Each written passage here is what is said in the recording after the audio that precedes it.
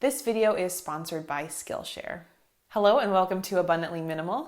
My name is Sarah, and in today's video I will be sharing 8 things that I do every single day to help me live an optimal life. Wherever you're at, whatever your job is, whatever your goals are, I think these 8 habits can be really helpful in helping us feel our best as well as accomplish what we actually want to achieve. These strategies honestly do make a world of difference in terms of how I feel, what my overall mindset is for the day, and how much I'm able to get done. So I'm very eager to share them with you. And I do want to specify that they do not have to be in this order. While certain things on this list may be better to do before some, it really depends upon your lifestyle, your priorities, and all of that. The first daily habit for an optimal life is plenty of hydration. In general, if we're sleeping, for instance, we're becoming a bit dehydrated during the night, and so it's really important that we're getting plenty of water. Now, I know personally I am someone who is always drinking water. I usually have a cup or bottle by me at all times, so it's not really been an issue, but especially for me starting out first thing with plenty of liquid is important. And I actually don't drink water straight up in the morning. I actually blend it up as part of a smoothie. My go-to smoothie, which I've talked about many times on the channel, is water as the base, spinach, cucumber, green grapes, pineapple, some lime juice, and a little bit of stevia. And for me, I just think this is so delicious, but it also is a great way to not only hydrate, but also start my day off right with some wonderful produce. This not only helps me feel hydrated, but very energized right away. The next habit for an optimal life has to do with some reflection time or some quiet time. For some people, this might look like meditation. I wouldn't technically say that I'm formally meditating, but I think taking this quiet reflection time is very similar to what meditation could be. The idea is to quiet the distraction, reflect about how you're doing, where you're at, what you're hoping to achieve. Being able to slow things down without distractions is a really great way to achieve clarity. The more we allow ourselves to just really reflect and think without just kind of focusing on that go, go, go mindset, we actually can figure out, the true answers to some of life's big questions, as well as what our biggest priority can and should be. For me, I don't have a formal time where I say, okay, this is reflection time. But in general, in the morning, I like to do it. After I get out of bed, especially since I'm more of a night owl anyway, I like to ease my way in to the morning a bit. So that's a great time to reflect. I like to reflect at random points throughout the day if I'm just like, I need to take some time just to sit back and take a look at the bigger picture. As well as I like to reflect a bit every night before bed. I usually will turn off all of the lights except for a salt lamp we have in our main space, so it's pretty dark. I'll open the window and I'll just kind of look out the window and reflect about my day, what I accomplished, how I'm feeling, all of that. And honestly, these are very simple moments, but they feel so good and I think help me be as successful as I am. The third daily habit is a financial tip, and that is to have a financial meeting for yourself or with yourself. These don't have to be super formal gatherings, but unfortunately, a lot of people are not really aware of what their money situation is. There could be pain there could be frustration, maybe that's why people don't want to look at it, but regularly analyzing your financial situation can be very helpful, especially if you've got financial goals you're trying to reach. Now, I don't do this every single day, but usually at least 3 to 4 days per week, I'll log into our financial accounts, and it's also a great way to keep your budget or spending on track, especially as we gear up towards the holiday season where a lot of people spend a lot of money. It's very easy to spend and spend and spend more than you actually want to, and then not even realize it until maybe the credit card statement comes out. Monitoring things more closely is a really helpful skill to be able to prevent you from overspending or not being able to reach your financial goals. If you are interested in learning more about how to spend intentionally, make sure you have subscribed to the channel. The next video I upload next week is going to be all about that, especially since we're in a season where a lot of people are spending. So make sure you have subscribed if you're interested in that. The fourth thing I do every day for an optimal life has to do with planning out my day, specifically setting priorities. For me, I find it's really helpful to kind of set a to-do list, but not just a regular to-do list with all the things, but to sort of align it based upon time, as well as have set priorities. I want to have an idea of what time I'm going to do which activity, as well as make sure that I accomplish the most important ones. Because in the past, I have totally been that person who does all the easy stuff many days in a row, feeling productive because you're accomplishing several things, but actually not really making a difference to the biggest tasks that actually matter. So figuring out what your priority is for the day so you can target that, and then decide how the rest of your day looks.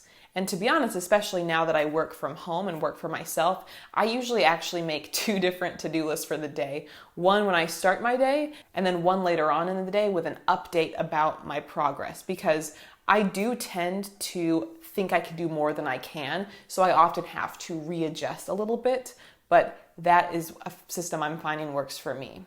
The 5th strategy is to prioritize healthy choices, and this can manifest itself either through exercise and physical activity or food choices, or both, ideally. I know I talked a little bit already about hydration and having my morning smoothie, but I've also incorporated some things that help me feel my best in terms of my physical health.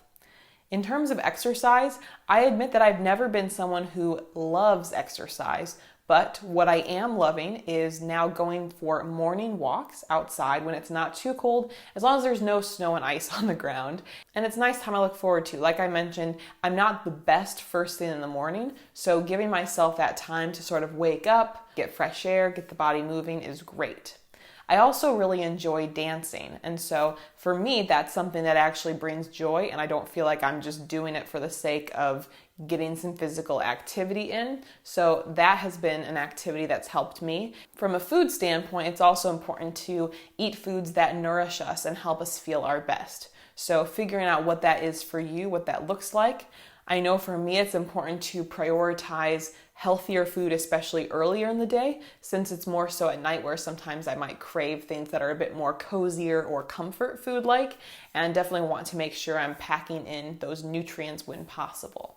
And one approach that I think can be really helpful, especially if you are someone who struggles with your eating, is to, rather than saying, okay, I need to take this out from my diet, I can't eat any of this anymore, try to crowd things out with healthier options. A lot of times people think of the diet perspective as one of lack. I can't eat this anymore, or I'm going to remove this, and then you're not left with as much. But if you can crowd in foods that are both delicious to you, but also nourishing and very healthy, such as favorite produce of yours, and you're eating plenty of that, you don't actually crave some of those other items as much, or you don't desire as large of a portion as you might have had before. So that would just be one strategy I would recommend. Habit number 6 is to connect with others. I definitely classify myself more as an introvert, but I still really do value connection with others, whether I'm spending time with my husband Jake or simply texting or calling a friend or family member. That is something that gives me a lot of value. It's also fun for me to interact with you guys in the comments or in the other ways you are communicating with me. Even though I feel like I don't need a lot of social interaction each day, I do recognize that it is helpful for me, especially since I do work on my own, and it's nice to have these different relationships and nurture those relationships during the day. Habit number 7 is related to learning. This might just be the teacher in me, but I strongly value lifelong learning, and I don't think any of us are ever done learning. You probably think that yourself because you watch my YouTube videos, which hopefully help you understand and learn about new concepts, or at least reinforce ones that you already know. Learning really does help us grow, and I think for me it's one of the best things that helps me continue moving forward and improving myself. I also think it's a lot of fun, whether it's reading, listening to something, watching something. There really is so much to learn and so many intelligent people who have these messages to share. And if you are personally looking to improve your skills, one site that I would definitely recommend is Skillshare. If you haven't heard about it before, Skillshare is an online learning community, and they currently have over 25,000 classes, and these range in all sorts of topics. Some of them include design, business, art. There's so many. And with a premium membership, you can actually access an unlimited amount of classes. So you can try out different classes, join the ones that work best for you or fit the skills that you're looking to gain. And the best part is that Skillshare is super affordable. The annual subscription actually breaks down to less than $10 per month, which is much cheaper than sometimes individual courses can be in the hundreds and even thousands of dollars for one course. For me, Skillshare has been a really amazing place for me to improve my skills in a variety of different aspects of my business. And I think that in general, while you can definitely learn different facts from many different sources, it's really nice to have someone walk you through things step by step. All you have to do is press play and you get to go on that journey to learn more about it, rather than having to kind of hunt around to find that information yourself, which may or may not actually be out there. I'm also really grateful to Skillshare because they are sponsoring this video. And if you do choose to click the link in the description field below, you can actually get a 2-month free trial. So you can test out all of the different courses that are offered on Skillshare for yourself and see if it's a great fit. And to conclude this video, the 8th habit that I incorporate on a regular basis has to do with resetting my space. And that is something that happens at night. During the day, even in a minimalist lifestyle, we'll get things out.